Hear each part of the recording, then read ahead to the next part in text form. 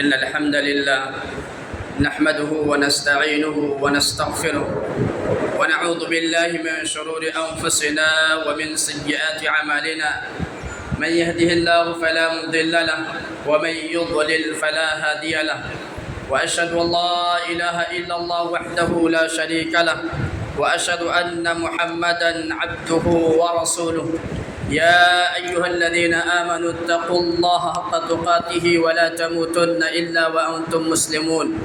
يا أيها الناس اتقوا ربكم الذي خلقكم من نفس واحدة وخلق منها زوجها وبث منهما رجالا كثيرا ونساء، واتقوا الله الذي تساءلون به والأرحام إن الله كان عليكم رقيبا. يا أيها الذين آمنوا اتقوا الله وقولوا قولا سديدا يصلح لكم أعمالكم ويغفر لكم ذنوبكم، ومن يطع الله ورسوله فقد فاز فوزا عظيما. أما بعد فإن خير الحديث كتاب الله، وخير الهدي هدي محمد صلى الله عليه وسلم، وشر الأمور محدثاتها، وكل محدثة بدعة، وكل بدعة ضلالة، وكل ضلالة في النار. قال الله سبحانه وتعالى في كلامه المجيد: قاف والقرآن المجيد بل عجبوا أن جاءهم منذرهم منهم فقال الكافرون هذا شيء عجيب أإذا متنا وكنا ترابا ذلك رجع بعيد قد علمنا ما تنقص الأرض منهم وعندنا كتاب حفيظ بل كذبوا بالحق لما جاءهم فهم في أمر مريج أفلم ينظروا إلى السماء فوقهم كيف بنيناها وزيناها وما لها من فروج. وقال الله تبارك وتعالى في مقام آخر: فكيف إذا جئنا من كل أمة بشهيد وجئنا بك على هؤلاء شهيد. حضرات گرامی و حاضرین جمعہ، اللہ رب العالمین کا بے پایا فضل و احسان ہے کہ جس کی توفیق و اعانت سے ہم اور آپ اس مقدس گھر میں حاضر اور اکٹھا ہوئے ہیں۔ بعدہ درود و سلام ہو ان تمام انبیاء علیہم السلام پر، بالخصوص ہمارے آخری نبی جناب محمد عربی صلی اللہ علیہ وسلم پر، جنہوں نے اللہ رب العالمین کا پیغام کما حقہ امت تک پہنچا دیا۔ میرے اسلامی بھائیوں، آج کے اس خطبہ جمعہ کے اندر جس ٹاپک و عنوان پر کچھ باتیں آپ حضرات کے سامنے رکھنے کی کوشش کی جائے گی وہ ہے احساس ذمہ داری۔ سامعین و سامعات، خطبہ مسنونہ کے بعد میں نے سورۃ النساء کی ایک مختصر سی آیت آپ کے روبرو تلاوت کی ہے، جس کے اندر اللہ رب العالمین نے انسانوں کو اس کی ذمہ داری کا احساس دلایا ہے۔ اللہ رب العالمین نے فرمایا: فَكَيْفَ إِذَا جِئْنَا مِنْ كُلِّ أُمَّةٍ بِشَهِيدٍ، اس وقت تمہارا کیا حال ہوگا کہ جب ہم ہر امت میں سے ایک گواہ لائیں گے۔ وَجِئْنَا بِكَ عَلَى هَؤُلَاءِ شَهِيدٍ، اور ہم آپ کو ان تمام لوگوں پر گواہ بنا کر کے لائیں گے۔ یہ آیت کریمہ جب اللہ کے نبی صلی اللہ علیہ وسلم سن رہے تھے تو اللہ کے نبی صلی اللہ علیہ وسلم زار و قطار رو رہے تھے۔ کیوں؟ اس لیے کہ اس آیت کریمہ کے اندر اللہ تبارک و تعالیٰ نے امت کو یہ احساس دلایا ہے کہ تمہیں جو ذمہ داری سونپی گئی ہے، تمہیں جس چیز کا ذمہ دار بنایا گیا ہے، اللہ رب العالمین تمہیں اس ذمہ داری کے بارے میں کل قیامت کے دن پوچھے گا، اور اللہ تبارک و تعالیٰ نے تمہیں تمام امتوں پر گواہ بنا کر کے لائیں گے۔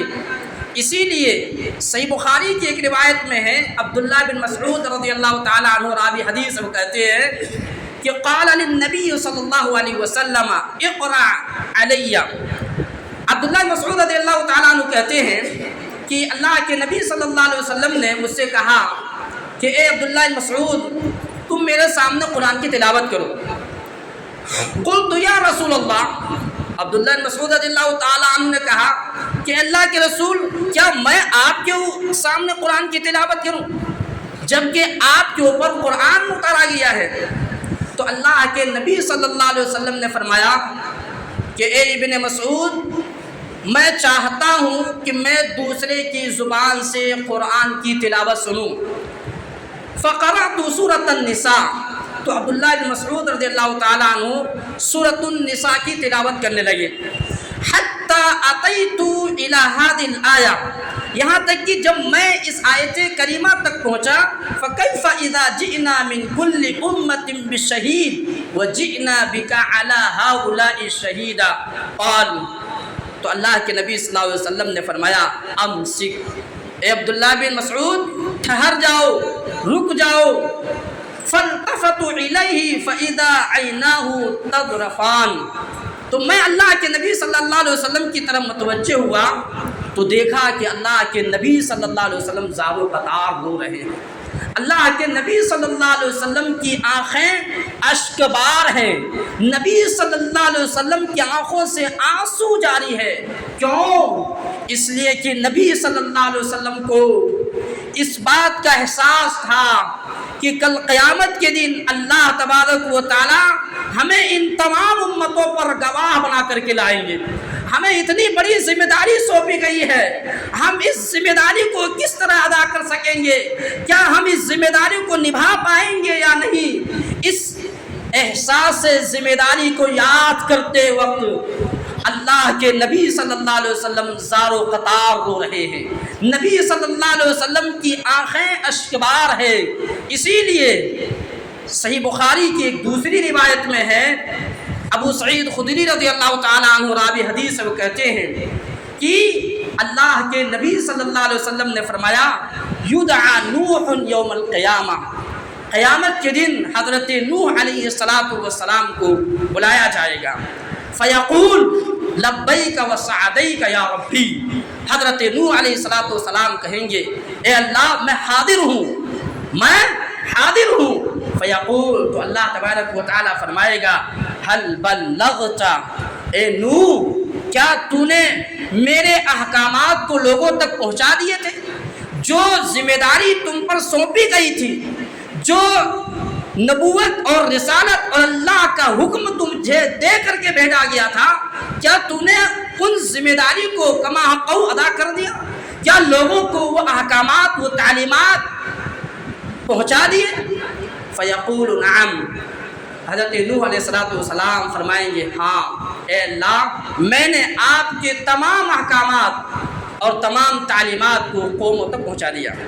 فیقال لامته، پھر اللہ تبارک و تعالی حضرت نوح علیہ السلام کے امت سے پوچھے گا حل بلغکم، کیا حضرت نوح علیہ السلام نے تمہارے پاس میرے احکامات پہنچا دیے تھے، تبلیغ کر دیے تھے؟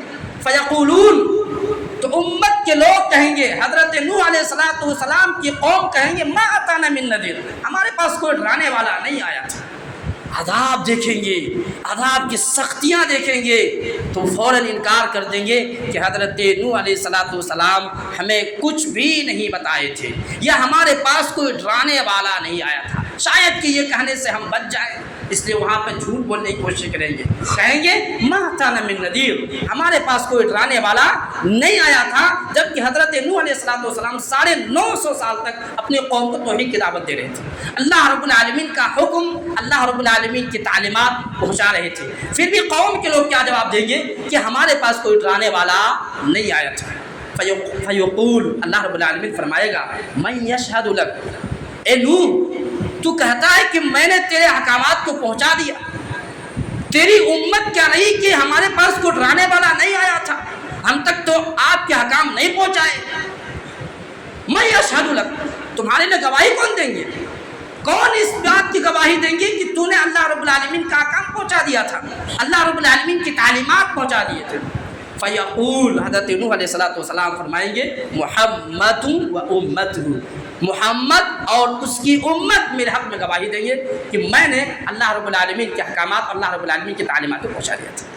फ़तशहदून अन्नहु क़द बल्लग़, तो मोहम्मद सल्लल्लाहु अलैहि वसल्लम और उसकी उम्मत गवाही देंगे कि हज़रत नूह अलैहिस्सलाम ने अल्लाह रब्बुल आलमीन की अहकामात और तालीमात को अपनी उम्मत तक पहुँचा दिया था। वयकूनु रसूलु अलैकुम शहीदा, इसीलिए अल्लाह रब्बुल आलमीन ने कुरान करीम के अंदर फरमाया वकज़ालिका जअलनाकुम उम्मतन वसतन लितकूनु शुहदाअ अलन नास, और इसी तरह हमने तुम्हें उम्मत वसत बनाया है ताकि तुम लोगों पर गवाह बनो। वयकून रसूल अलैकुम शहीदा, और रसूल तुम्हारे ऊपर गवाह बनेंगे। तो ये हदीस इस बात पर दलालत करती है कि अल्लाह तबारक व तआला ने जहाँ हमें सबसे अफजल उम्मत करार दिया है, सबसे बेहतर उम्मत करार दिया है, वहीं पे हमें सबसे बड़ी जिम्मेदारी भी सौंपी है।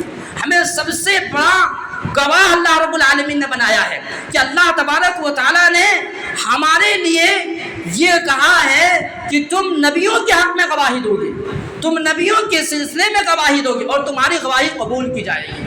आप ज़रा तसव्वुर कीजिए और अपने दिल से पूछिए कि क्या हम उस लायक बने हैं, क्या हम उस काबिल बने हैं जो नबियों के लिए हम गवाही दे सके, जो नबियों के लिए हम गवाह बन सके। अपने आप से हर इंसान पूछे क्या मैं इस काबिल हूँ, क्या मैं शरीयत के पाबंद हूँ, क्या मैं अपने चेहरे पर दाढ़ी रखता हूँ, क्या मैं 5 वक्त की नमाज टाइम पर मस्जिद में अदा करते हैं। हर इंसान अपने आप से पूछे कि क्या मैं इस लायक हूँ कि अल्लाह और उसके रसूलों के सिलसिले में, अल्लाह के रसूलों के सिलसिले में गवाही दे सके।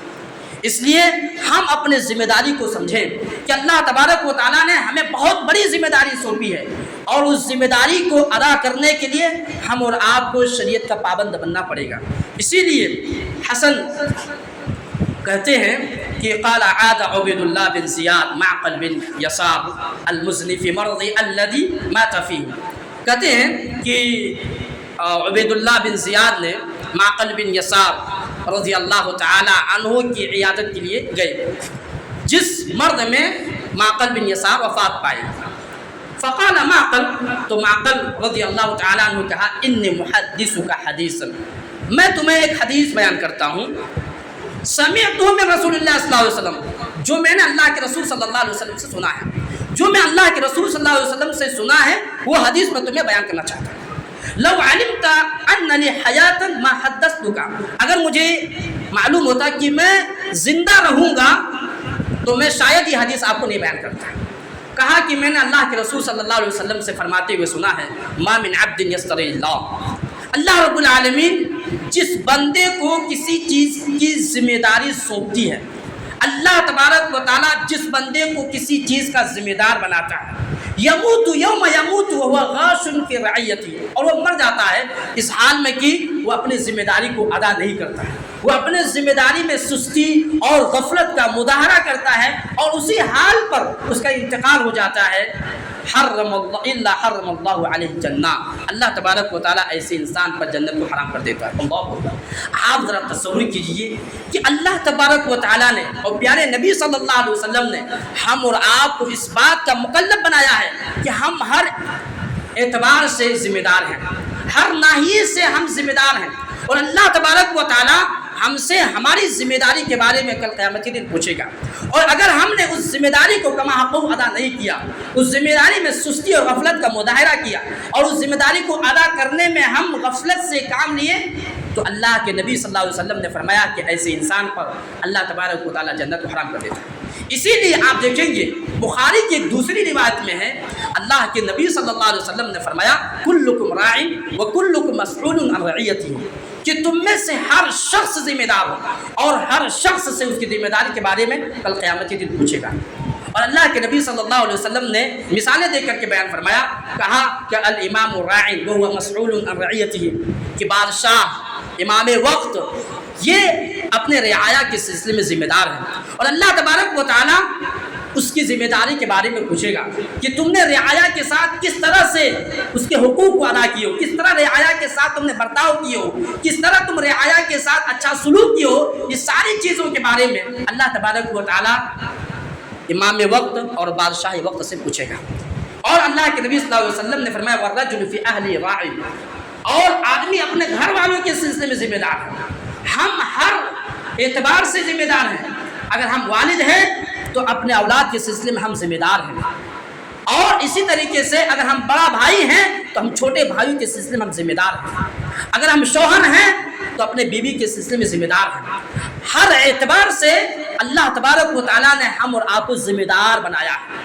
اور اللہ کے نبی صلی اللہ علیہ وسلم نے فرمایا کہ اگر انسان اپنی ذمہ داری کو صحیح معنوں میں ادا نہیں کرتا ہے، غفلت و سستی کا مظاہرہ کرتا ہے، تو یقین جانیے کہ ایسے لوگوں کا معاملہ بہت سنگین ہونے والا ہے، ایسے لوگوں کا معاملہ بہت خطرناک ہونے والا ہے۔ اسی لیے اللہ کے نبی صلی اللہ علیہ وسلم نے ایک دوسری حدیث کے اندر ارشاد فرمایا، جیسا کہ صحیح ابن حبان کی روایت میں ہے، کہا ان اللہ کل راع اما استرعاہ، کہ اللہ تبارک و تعالیٰ ہر شخص کو ذمہ دار بنایا ہے، اور اللہ تبارک و تعالیٰ اس کی ذمہ داری کے بارے میں پوچھے گا احفظا، کیا تم نے اس ذمہ داری کو ادا کر دیا تھا، اس ذمہ داری کو تم نے حفاظت کیا تھا، ام ضیع، یا تم نے اسے ضائع برباد کر دیا تھا۔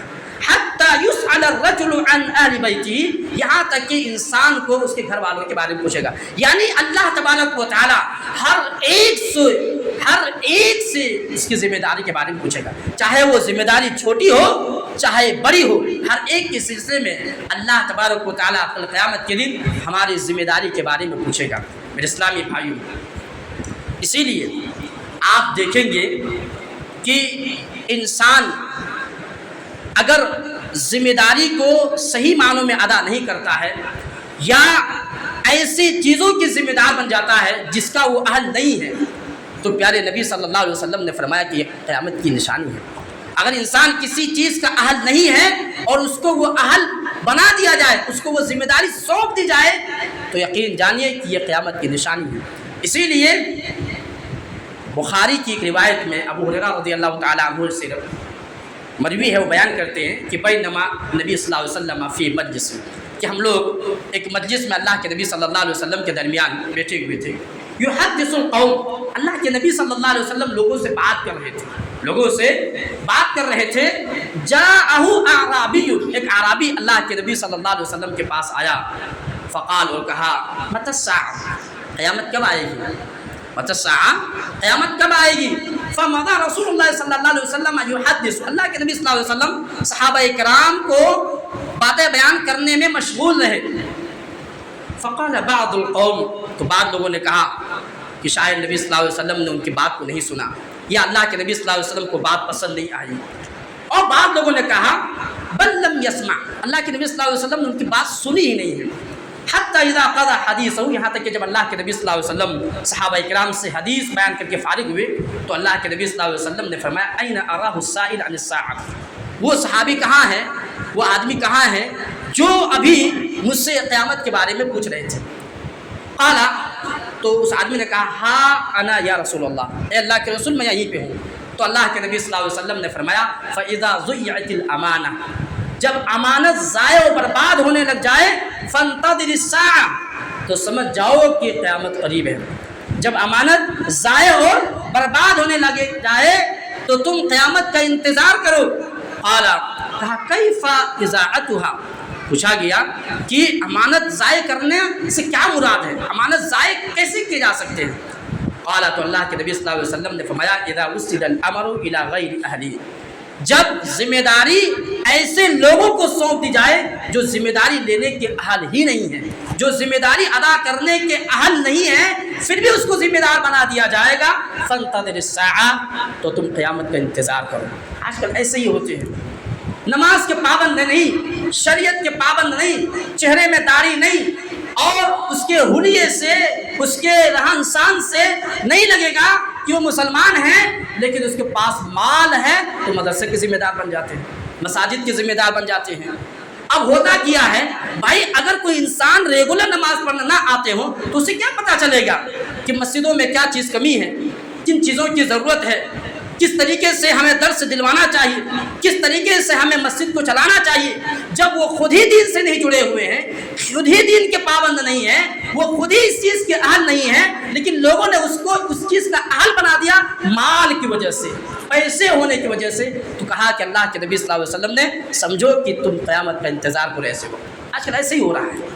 تو جو انسان ذمہ داری کے اہل نہ ہو اس کو وہ ذمہ داری سونپ دی جائے، تو کہا اللہ کے نبی صلی اللہ علیہ وسلم نے کہ تم قیامت کا انتظار کرو۔ میرے اسلامی بھائیوں، ذمہ داری اگر انسان صحیح معنوں میں ادا کرتا ہے اور اپنے ذمہ داری کی حفاظت کرتا ہے تو پیارے نبی صلی اللہ علیہ وسلم نے یہ بشارت دی ہے کہ اللہ تبارک و تعالیٰ اسے اپنے نور میں رکھیں گے، اپنے روشنی میں رکھیں گے، اور اللہ تبارک و تعالیٰ اسے اپنے قریب رکھیں گے۔ اللہ کے نبی صلی اللہ علیہ وسلم نے فرمایا کہ المقسطون یوم القیامت علی منابر من نور عن یمین الرحمن، کہا کہ عدل و انصاف کرنے والے، ذمہ داری کی حفاظت کرنے والے، ذمہ داری کو ادا کرنے والے لوگ رحمان کے داہنے جانب کے روشنی کے ممبروں پر ہوں گے۔ اللہ اکبر۔ ذمہ داری کو ادا کرنے والے، ذمہ داری کی حفاظت کرنے والے، عدل و انصاف سے کام لینے والے لوگ اللہ رب العالمین کے داہنے طرف روشنی کے ممبروں پر ہوں گے۔ وَكِلْتَا يَدَيْهِ يَمِينٌ، اور کہا کہ اللہ رب العالمین کے رحمان کے دونوں ہاتھ داہنے ہی ہیں۔ المقسطون علی اہلی، اپنے گھر والوں کے سلسلے میں عدل و انصاف سے کام لینے والے ہوں، اپنے گھر والوں کے سلسلے میں ذمہ داری کو صحیح معنوں میں ادا کرنے والے ہوں، وہ اولادہم، اور اپنے اولاد کے سلسلے میں صحیح معنوں میں عدل و انصاف سے کام لینے والے ہوں۔ ہمارے یہاں عام طور پر اولاد کے تئیں بڑے غلط نظریے ہیں، بڑے غلط نظریے پائے جاتے ہیں والدین کے یہاں۔ اگر بچہ صحیح معنوں میں کما رہا ہے، اچھا کما رہا ہے، تو اس کو اپنے قریب کرتے ہیں اور اس سے زیادہ مال دولت دیتے ہیں، اور جو نہیں کما رہے ہیں اس کو کم دیتے ہیں۔ یہ ناانصافی ہے۔ کیوں؟ اس لیے کہ رشتے یہ خون کی وجہ سے ہوتے ہیں، یہ حسن سلوک سے نہیں۔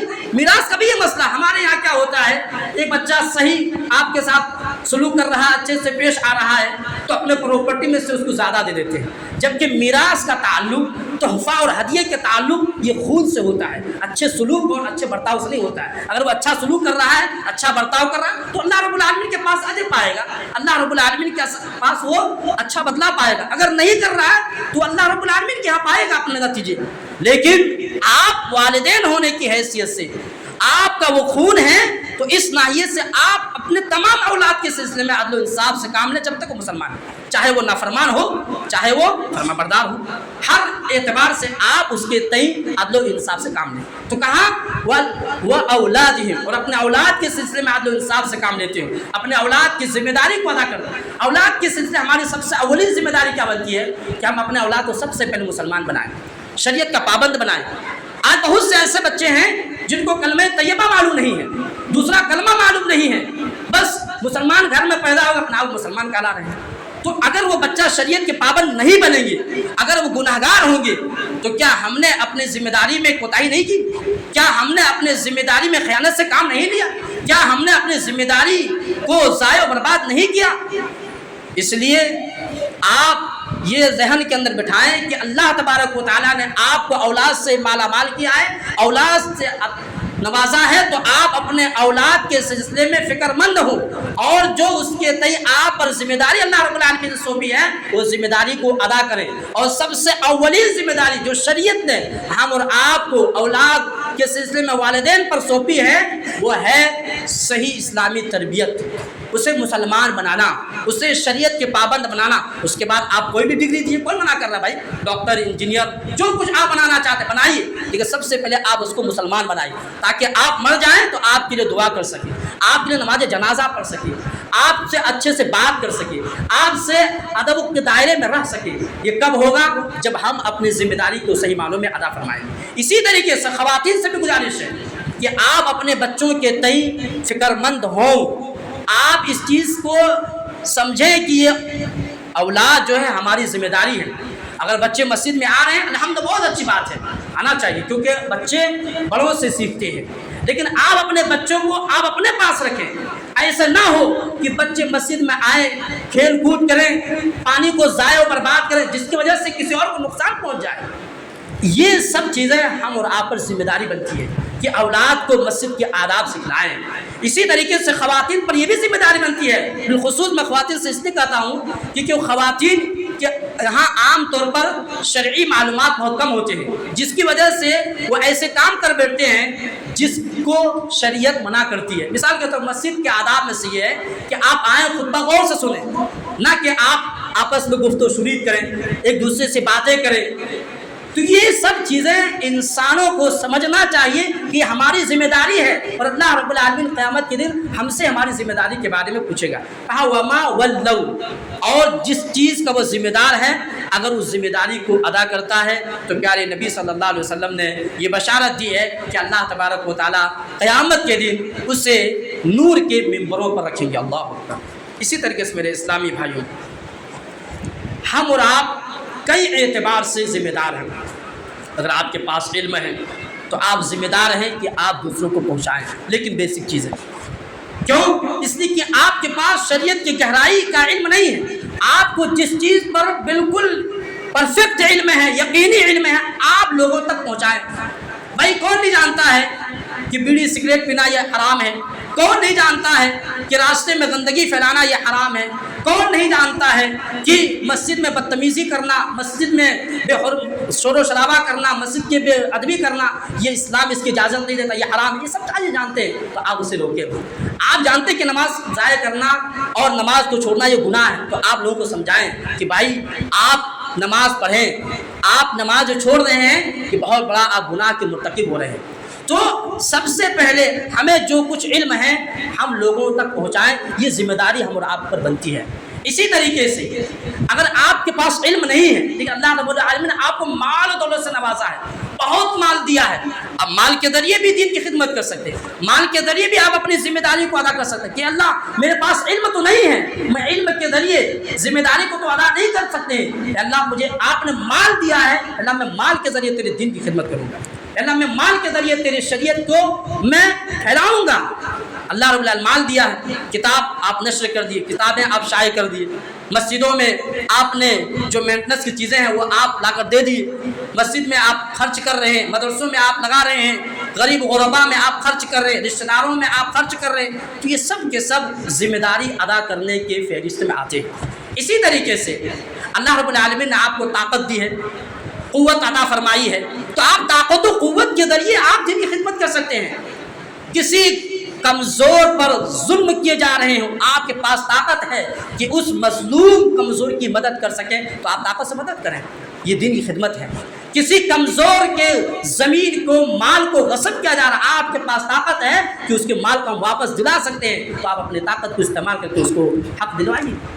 اسی لیے ابن باز رحمہ اللہ کے پاس ایک آدمی آئے اور ابن باز رحمہ اللہ نے اس کے شولڈر یعنی کندھے کو پکڑے, بازو کو پکڑے تو بہت موٹے نظر آئے, کیونکہ ابن باز یہ نابینا شخص تھے, وہ آنکھوں سے معذور تھے, دکھائی نہیں دیتے تھے, وہ بازو کو پکڑے تو بہت موٹے موٹے نظر آئے. تو ابن باز رحمہ اللہ نے ایک تاریخی جملہ کہا جو آب زمزم سے لکھنے کی ضرورت ہے. ابن باز نے کہا کہ اللہ رب العالمین نے مجھے علم دیا ہے, میں علم کے ذریعے خدمت کر رہا ہوں, میں علم کے ذریعے لوگوں کو دین پہنچا رہا ہوں. اللہ رب العالمین نے تجھے طاقت دی ہے, تو طاقت کے ذریعے دین کی خدمت کرو, تم طاقت کے ذریعے دین کی خدمت کرو اور میرے اور تمہارے اجر میں کوئی ڈفرینس نہیں ہوگی.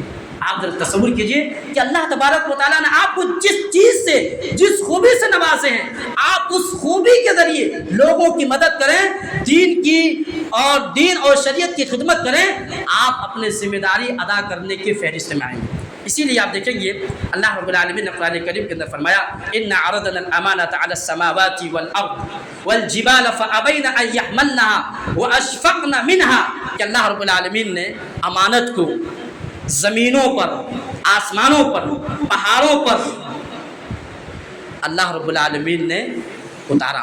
اللہ رب العالمین نے اپنی امانت کو آسمانوں پر, زمینوں پر, پہاڑوں پر سونپی فَأَبَيْنَا أَن يَحْمَلْنَهَا، تو ان تمام لوگوں نے اس امانت کو اٹھانے سے انکار کر دیا. وَأَشْفَقْنَ مِنْهَا، اور ڈرنے لگے. وَحَمَلَهَا الْإِنسان، لیکن انسان نے اس امانت کو اٹھا لیا. وہ امانت کیا ہے؟ شریعت، دین، قرآن، احادیث، یہ سب ساری چیزیں کیا امانت ہے. تو یہ ساری امانت کو آسمان، زمین اور پہاڑ یہ سب اٹھانے سے انکار کرے. کیوں؟ کیونکہ اس کو پتا تھا کہ یہ امانت لینا کمال نہیں ہے. اس امانت کو ہم لے لیں یہ کمال نہیں، اس امانت کی ادائیگی یہ اصل ہے، اور ہم ادا نہیں کر سکتے. ہم اس امانت کو ادا نہیں کر سکتے. ہم انسانوں نے اس امانت کو لیے ہیں، شریعت کو ہم نے قبول کیے ہیں، قرآن اور حدیث کو ہم نے قبول کیے ہیں. تو ہماری ذمہ داری بنتی ہے کہ ہم شریعت کے پابند بن کر کے زندگی گزاریں، ہم دین پر چل کر کے زندگی گزاریں. کیوں؟ اس لیے کہ اگر اس امانت میں ہم نے خیانت سے کام لیے تو یقین جانیے کہ ہمارا معاملہ بہت خطرناک ہوگا. اور کہیں ایسا نہ ہو کہ اللہ کے نبی صلی اللہ علیہ وسلم نے جو بیان فرمائے، جو وعیدہ بیان فرمائے کہ ایسے انسان پر جنت حرام کر دیے جاتے ہیں، کہیں ہم اس فہرست میں نہ آ جائیں. اس لیے کوشش کریں کہ اللہ رب العالمین نے ہم اور آپ کو جس اعتبار سے ذمہ دار بنایا ہے ہم اس ذمہ داری کو ادا کریں، ہم اس ذمہ داری پر کاربند رہیں، اس ذمہ داری کی حفاظت کریں. اور سب سے اولین ذمہ داری جو ہے وہ ہے شریعت کے پابند. سب سے اولین ذمہ داری جو اللہ رب العالمین نے ہم اور آپ کو سونپی ہے وہ ہے شریعت، دین، اسلام. اس لیے ہم شریعت اور دین اور اسلام کے دائرے میں رہ کر کے زندگی گزاریں. اس کے بعد اللہ رب العالمین نے جو فرداً ذمہ داری سونپی ہے اس ذمہ داری کو ادا کرنے کی کوشش کریں. اللہ تعالیٰ سے دعا ہے کہ اللہ تعالیٰ ہم تمام مسلمانوں کو ہر اعتبار سے ہر ذمہ داری کو ادا کرنے کی توفیق عطا فرمائے. اللہ العالمین ہمیں جب تک اس دنیا کے اندر رکھے، دین اسلام پر رکھے، اور جب ہمارا خاتمہ ہو تو خاتمہ بالخیر ہو. اقول لکم ما تسمعون فاستغفروا الله لي ولكم. إن الحمد لله نحمده ونستعينه ونستغفره ونعوذ بالله من شرور أنفسنا ومن سيئات أعمالنا. من يهدي الله فلا مضل له ومن يضلل فلا هادي له. وأشهد أن لا إله إلا الله وحده لا شريك له وأشهد أن محمدا عبده ورسوله. أما بعد فإن خير الحديث كتاب الله وخير الهدي هدي محمد صلى الله عليه وسلم وشر الأمور محدثاتها وكل محدثة بدعة وكل بدعة ضلالة وكل ضلالة في النار. قال الله سبحانه وتعالى إن الله وملائكته يصلون على النبي يا أيها الذين آمنوا صلوا عليه وسلموا تسليما. اللهم صل على محمد وعلى آل محمد كما صليت على إبراهيم وعلى آل إبراهيم إنك حميد مجيد.